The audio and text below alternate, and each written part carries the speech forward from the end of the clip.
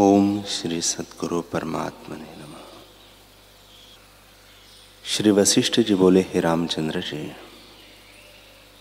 जैसे निर्मली से जल की मलिनता दूर हो जाती है, वैसे गुरु और शास्त्र के उपदेश से जब अविद्या मिट जाती है, तब ब्रह्मरूप आकार शांत हो जाते हैं और ज्ञान रूप आत्मा शेष रहता है, जो आकाश से भी सूक्ष्म है। जैसे परमाणु के मुकाबले सुमेरु स्थूल होता है, वैसे ही आत्मा के मुकाबले आकाश स्थूल है। हे रामचंद्र जी, आत्मा के आगे जो स्थूलता भासित होती है, वह भी ब्रह्म मात्र है। बड़े बड़े आरंभ दिखते हैं, वे भी असत हैं। तब और पदार्थों की क्या बात है? हे राम जी, आत्मा में जगत नहीं पाया जाता, क्योंकि वस्तु असम्यक ज्ञान से भासित होती है, सम्यक ज्ञान से नहीं रहती। जो कुछ जगत के प्रपंच देख पड़ते हैं, वे सब माया मात्र है। उनसे कुछ अर्थ सिद्ध नहीं होता। जैसे मृग तृष्णा का जल पिया नहीं जाता, वैसे ही जगत के पदार्थों से कोई पदार्थ नहीं सिद्ध होता। वे सब अज्ञान से भासित होते हैं। हे रामचंद्र जी, जो वस्तु सम्यक ज्ञान से प्राप्त हो, उसे सत्य जानिए, और जो सम्यक ज्ञान से न रहे, उसे ब्रह्मात्र जानिए। यह जीव पुर्यष्ट का अविद्रुक भ्रम है, अर्थात असत ही सद्भासित होता है। जब गुरु और शास्त्रों का विचार होता है, तब जगत का भ्रम मिट जाता है। हे रामचंद्र जी, पुर्यष्टका में स्थित होकर जीव जैसी भावना करता है, वैसे ही सिद्धि होती है। जैसे बालक अपनी परछाई में वैताल की कल्पना करता है, वैसे जीव कला अपने देश, काल, तत्व आदि की कल्पना करती है और भावना के अनुसार उसको भासित भी होता है। हे रामचंद्र जी, वासना रूपी कलंक से जीव घिरा हुआ है और देह रूपी मंदिर में बैठकर अपने भ्रम के दृश्य देखता है।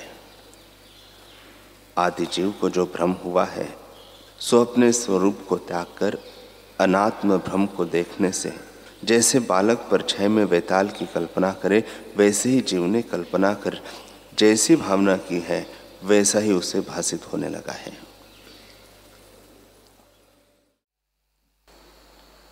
श्री योग वासिष्ठ महारामायण उत्पत्ति प्रकरण सर्ग 23। श्री वशिष्ठ जी बोले, हे रामचंद्र जी, इस प्रकार देख के वे दोनों देवियाँ शीतल चित्त ग्राम में वास करती भई और चिरकाल जो आत्म अभ्यास किया था, उससे शुद्ध ज्ञान रूप और त्रिकालज्ञ से संपन्न हुई। उससे उन्हें पूर्व की स्मृति हुई और जो कुछ अरुंधति के शरीर से किया था, सो देवी से कहा कि हे देवी, तुम्हारी कृपा से अब मुझको पूर्व की स्मृति हुई है। जो कुछ इस देश में मैंने किया था, सो प्रकट भासता है कि यहाँ एक ब्राह्मणी थी।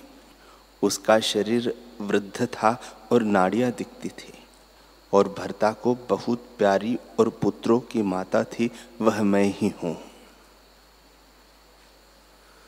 हे देवी, मैं यहाँ देवताओं ब्राह्मणों की पूजा करती थी, यहाँ दूध रखती थी, यहाँ अन्न आदिकों के बासन रखती थी, यहाँ मेरे पुत्र पुत्रियाँ, दामाद और दोहित्र बैठते थे। यहाँ मैं बैठती थी और भृत्यों को कहती थी कि शीघ्र ही कार्य करो। हे देवी, यहाँ मैं रसोई करती थी और मेरा भर्ता शाक और गोबर ले आता था और सर्व मर्यादा कहता था। ये वृक्ष मेरे लगाए हुए हैं, कुछ फल मैंने इनसे लिए हैं और कुछ रहे हैं, वे ये हैं। यहाँ मैं जलपान करती थी। हे देवी, मेरा भर्ता सब कर्मों में शुद्ध था, पर आत्म स्वरूप से शून्य था। सब कर्म मुझको स्मरण होते हैं। यहाँ मेरा पुत्र ज्येष्ठ शर्मा ग्रह में रुदन करता है। यह बेली मेरे ग्रह में बिस्तरी है और सुंदर फूल लगे हैं। इनके गुच्छे छत्रों की नाई हैं और झरोखे बेली से आवेरे हुए हैं। यह मेरा मंडप आकाश है, इसमें मेरे भर्ता का जीव आकाश है। देवी बोली, हे लीले, इस शरीर के नाभि कमल से 10 अंगुल ऊर्ध्व हृदय आकाश है। 100 अंगुष्ठ मात्र हृदय है, उसमें उसका संवित आकाश है। उसमें जो राजसी वासना थी, उससे उसके चारों समुद्र पर्यंत पृथ्वी का राज्य फुराया कि मैं राजा हूं। यहाँ उसे 8 दिन मृतक हुए बीते हैं और वह चिरकाल राज्य का अनुभव करता है। हे देवी, इस प्रकार थोड़े काल में बहुत अनुभव होता है और हमारे ही मंडप में वह सब पड़ा है। उसकी पूरी अष्टक में जगत फुरता है, उसमें ही राजा विदुरथ है। इस राज्य के संकल्प से उसके संवित इसी मंडप आकाश में स्थित है। जैसे आकाश में गंध को लेके पवन स्थित हो, वैसे ही उसकी चेतन संवित संकल्प को लेकर इसी मंडप आकाश में स्थित है। उसकी संवित इस मंडप आकाश में है। उस राजा की सृष्टि मुझको कोटि योजन पर्यंत भासती है। यदि मैं पर्वत और मेघ अनेक योजन पर्यंत लांघती जाऊं, तब भर्ता के निकट प्राप्त हो और चिदाकाश की अपेक्षा से अपने पास ही भासती है। अब व्यवहार दृष्टि से वह कोटि योजन पर्यंत है। इससे चलो, जहां मेरा भर्ता राजा विदुरथ है, वह स्थान दूर है तो भी निश्चय से समीप है। इतना कहे वशिष्ठ जी बोले, हे रामचंद्र जी, इस प्रकार कहकर वे दोनों जैसे खड़ंग की धार शाम होती है, जैसे विष्णु जी का अंग शाम है, जैसे काजर शाम होता है और जैसे भमरे की पीठ शाम होती है, वैसे ही शाम मंडप आकाश में पखुएरू के समान अंतवाहक शरीर से उड़ी और मेघों और बड़े वायु के स्थान सूर्य, चंद्रमा और ब्रह्मलोक पर्यंत देवताओं के स्थानों को लांघकर इस प्रकार दूर से दूर गई और शून्य आकाश में ऊर्ध्व जाके ऊर्ध्व को देखती भई कि सूर्य और चंद्रमा आदि कोई नहीं भासता। तब लीला ने कहा, हे देवी, इतना सूर्य आदि का प्रकाश था, वह कहाँ गया? यह तो महाअंधकार है। ऐसा अंधकार है कि मानो सृष्टि में ग्रहण होता है। देवी बोली, हे लीले, हम महाआकाश में आई हैं। यहाँ अंधकार का स्थान है, सूर्य आदि कैसे भासे? जैसे अंधकूप में त्रसरेणु नहीं भासते, वैसे ही यहाँ सूर्य चंद्रमा नहीं भासते। हम बहुत वृद्ध को आई है। लीला ने पूछा, हे देवी, बड़ा आश्चर्य है कि हम दूर से दूर आई है, जहाँ सूर्य आदिकों का प्रकाश भी नहीं भासता। इससे आगे अब कहाँ जाना है? देवी बोली, हे लीले, इसके आगे ब्रह्मांड कपाट आवेगा। वह बड़ा वज्रसार है और अनंत कोटि योजन पर्यंत उसका विस्तार है। उसकी धूलि की कणिका भी इंद्र के वज्र समान है। इतना कहकर वशिष्ठ जी बोले, हे रामचंद्र जी, इस प्रकार देवी कहती ही थी कि आगे महावज्रसार ब्रह्मांड कपाट आया और अनंत कोटि योजन पर्यंत उसका विस्तार देखकर उसको भी वे लांघ गई, पर उन्हें कुछ भी क्लेश न भया, क्योंकि जैसा किसी को निश्चय होता है वैसे ही अनुभव होता है। वह निरावरण आकाश रूप देविया ब्रह्मांड कपाट को लांघ गई। उसके परे 10 गुना जल का आवरण है, उसके परे 10 गुना अग्नि तत्व है उसके परे 10 गुना वायु, उसके परे 10 गुना आकाश और उसके परे परमाकाश है। उसका आदि मध्य और अंत कोई नहीं। जैसे बंध्या के पुत्र की कथा की चेष्टा अधिक अंत कोई नहीं होता, वैसे ही परम आकाश है। वह नित्य, शुद्ध और अनंत रूप है और अपने आप में स्थित है। उसका अंत लेने को यदि सदाशिव मन रूपी वेग से और विष्णु जी गरुड़ पर आरूढ़ होके कल्प पर्यंत धावे तो भी उसका अंत न पावे, और पवन अंत लिया चाहे तो वह भी न पावे। वह तो आदि, मध्य और अंत कलना से रहित बोध मात्र है। श्री वशिष्ठ जी बोले, हे रामचंद्र जी, जब वे पृथ्वी, अब, तेज आदि आवरणों को लांघ गई, तब परम आकाश उनको भासित हुआ। उसमें उनको धूलि की कणिका और सूर्य के त्रसरेणु के समान ब्रह्मांड भासे। वह महाशून्य को धारने वाला परम आकाश है, और चिद अणु जिसमें सृष्टि फुरती है, वह ऐसा महासमुद्र है कि कोई उसमें अधः को जाता है और कोई ऊर्ध्व को जाता है, कोई तिर्यक आदि को पाता है। हे रामचंद्र जी, चित्त संवित में जैसा जैसा स्पंद फुरता है, वैसा ही वैसा आकार होकर भासता है। वास्तव में न कोई अधः है, न कोई ऊर्ध्व है, न कोई आता है और न कोई जाता है। केवल आत्म सत्ता अपने आप में ज्यों की त्यों स्थित है। फुरने से जगत भासता है और उत्पन्न होकर फिर नष्ट होता है। जैसे बालक का संकल्प उपज के नष्ट हो जाता है, वैसे ही चैतन्य संवित में जगत फुर के नष्ट हो जाता है। राम जी ने पूछा, हे भगवान, अधः और ऊर्ध्व क्या होते हैं? तिर्यक क्यों भासते हैं और यहाँ क्या स्थित है, सो मुझसे कहो। श्री वशिष्ठ जी बोले, हे रामचंद्र जी, परम आकाश सत्ता आवरण से रहित शुद्ध बोध रूप है। उसमें जगत ऐसे भासता है जैसे आकाश में भ्रांति से तरुवरे भासते हैं। उसमें अधः और ऊर्ध्व कल्पना मात्र है। जैसे हलों के बेट के चौगिर्द चींटियां फिरती है और उनको मन में अधः ऊर्ध्व भासता है, सो उनके मन में अधः ऊर्ध्व की कल्पना हुई है।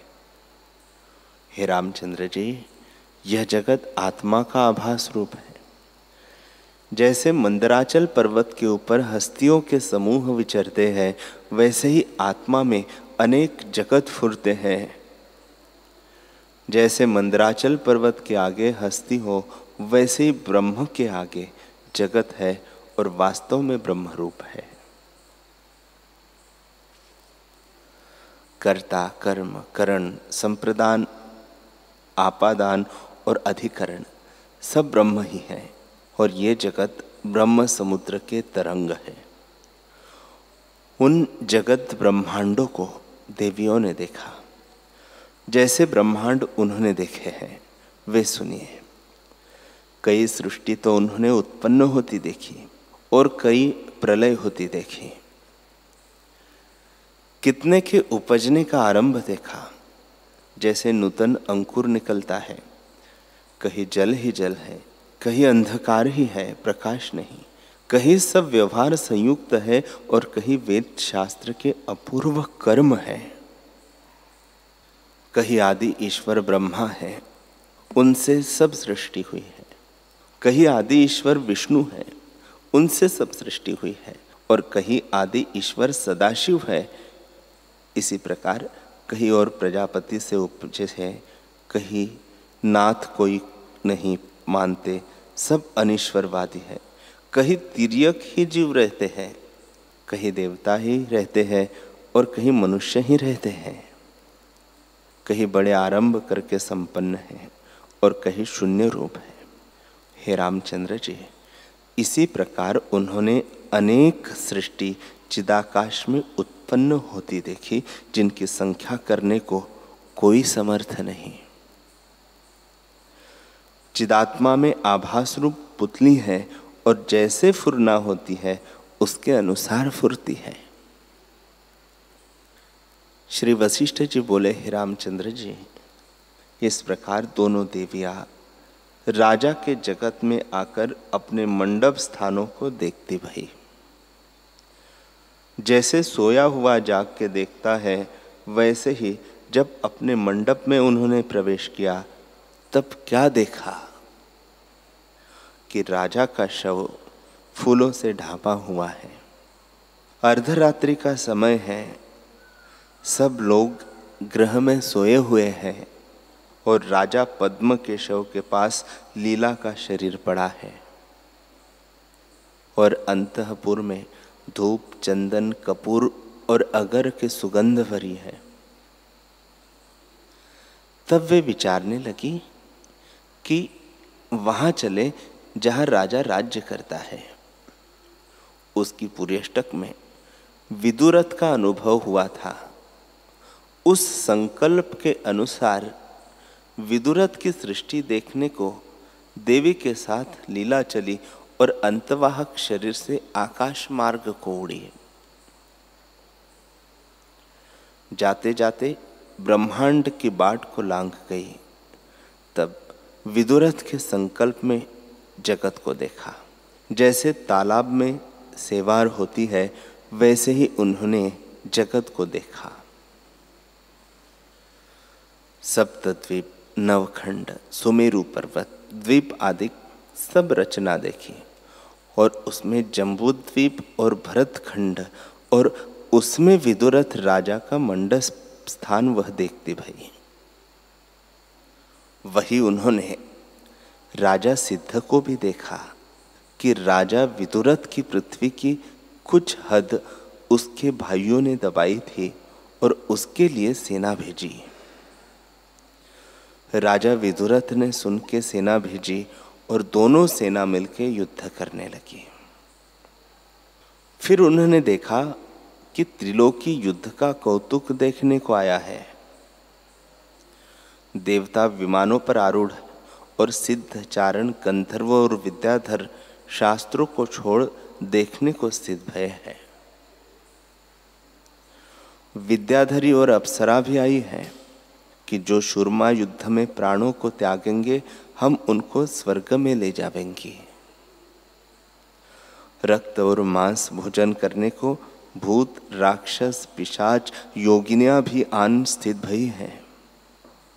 हे रामचंद्र जी, शूर पुरुष तो स्वर्ग के भूषण हैं और अक्षय स्वर्ग को भोगेंगे, और जिनका मरना धर्म पक्ष से संग्राम में होगा वह भी स्वर्ग को जावेंगे।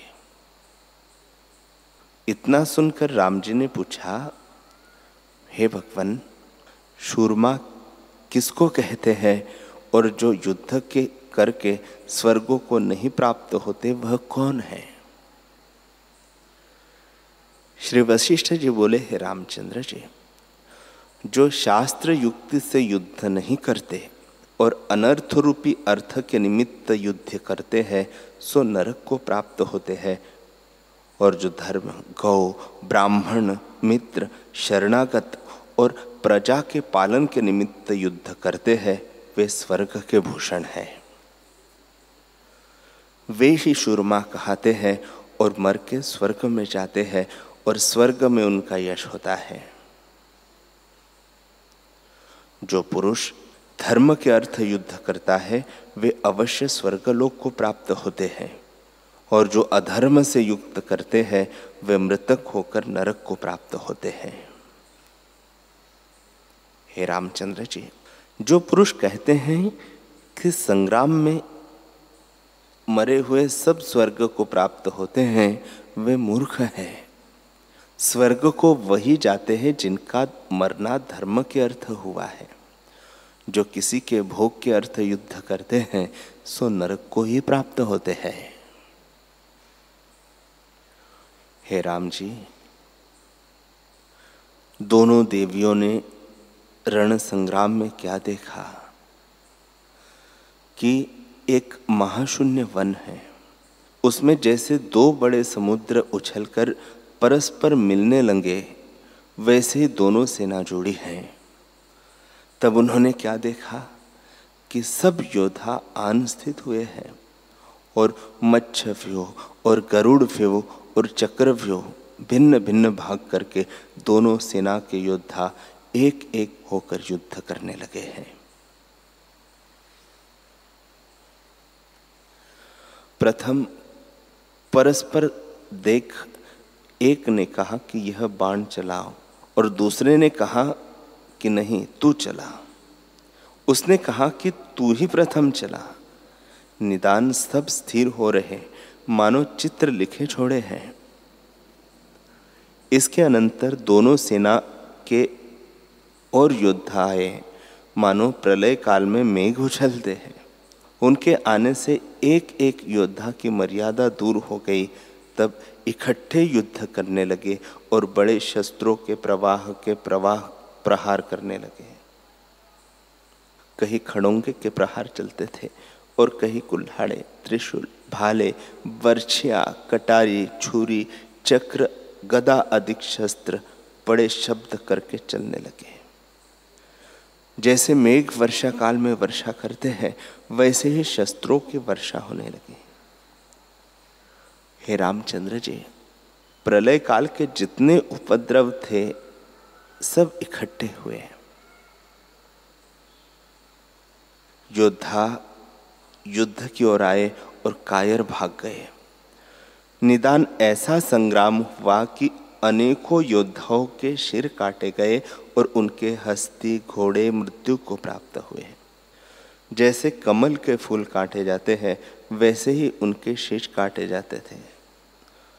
तब दोनों सेनाओं के राजा चिंता करने लगे कि क्या होगा। हे रामचंद्र जी, इस युद्ध में रुधिर की नदियां चली, उसमें प्राणी बहे जाते थे और बड़े शब्द करते थे, जिनके आगे मेघों के शब्द भी तुच्छ भासते थे।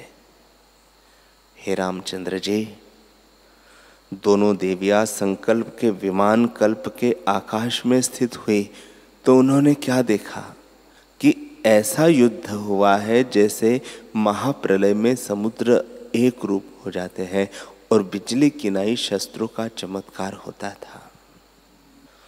जो शूरवीर हैं, उनके रक्त की जो बूंदियां पृथ्वी पर पड़ती, उन बूंदों में जितने मृत्तिका के कण लगते, उतने ही वर्षों वे स्वर्ग को भोगेंगे।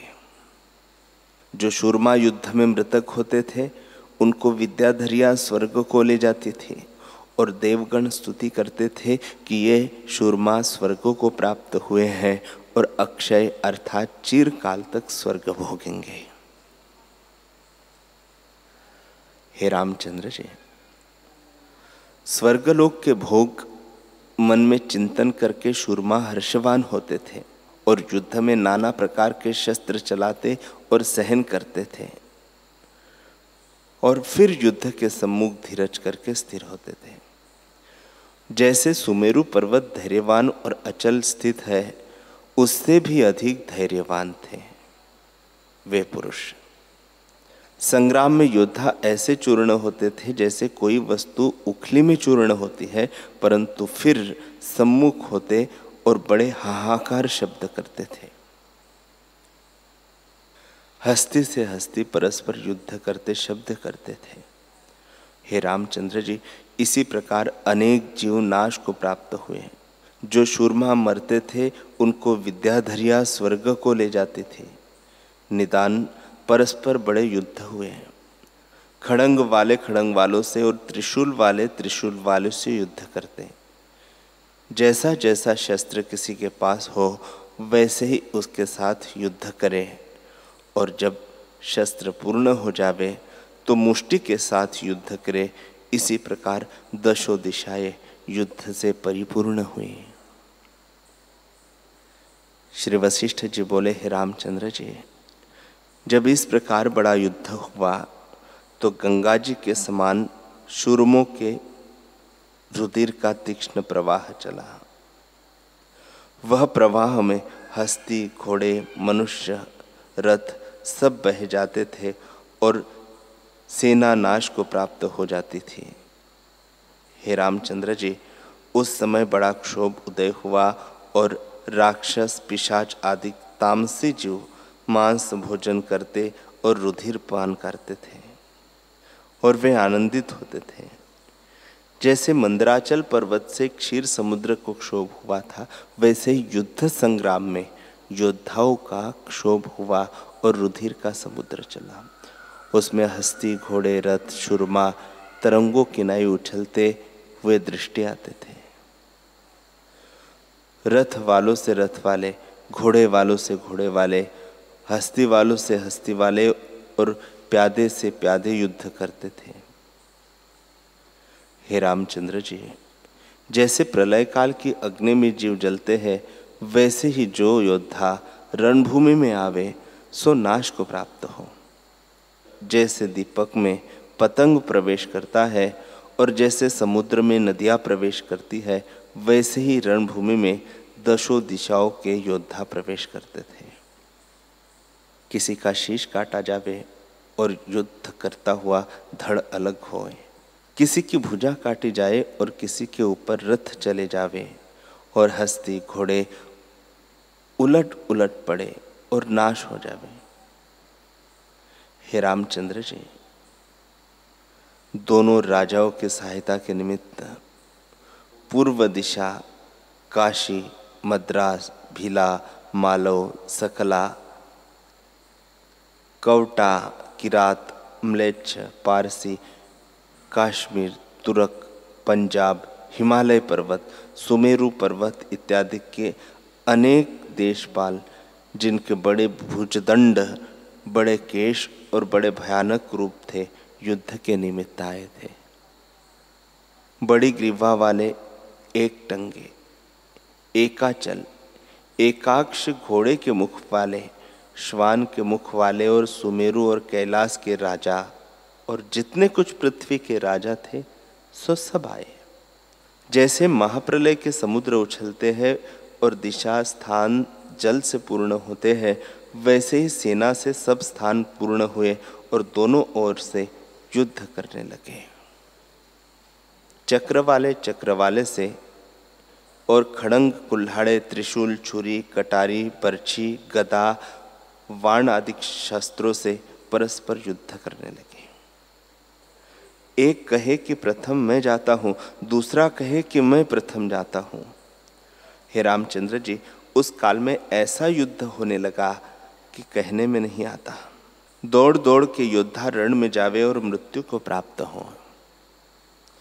जैसे अग्नि में घृत की आहुति भस्म होती है, वैसे रण में योद्धा नाश को प्राप्त हुए थे। ऐसा युद्ध हुआ कि रुधिर का समुद्र चला। उसमें हस्ती, घोड़े, रथ और मनुष्य तृणों की नाई बहते देखे और संपूर्ण पृथ्वी रक्तमय हो गई। जैसे आंधी से फल, फूल और वृक्ष गिरते हैं, वैसे पृथ्वी पर कट कट शब्द करते शीश गिरते थे।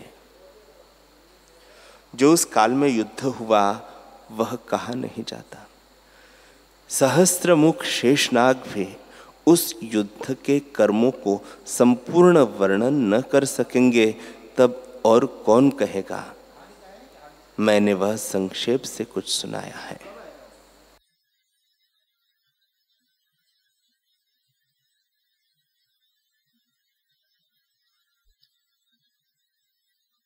हरि ओम।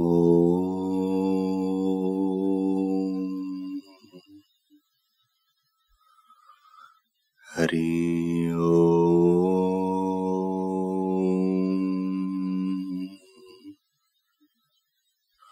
ओम सहना भवतु, सहनौ भुनक्तु, सह वीर्यं करवावहै, तेजस्विनावधीतमस्तु मा विद्विषावहै। ओम शांति शांति शांति। श्री सद्गुरुदेव भगवान की जय।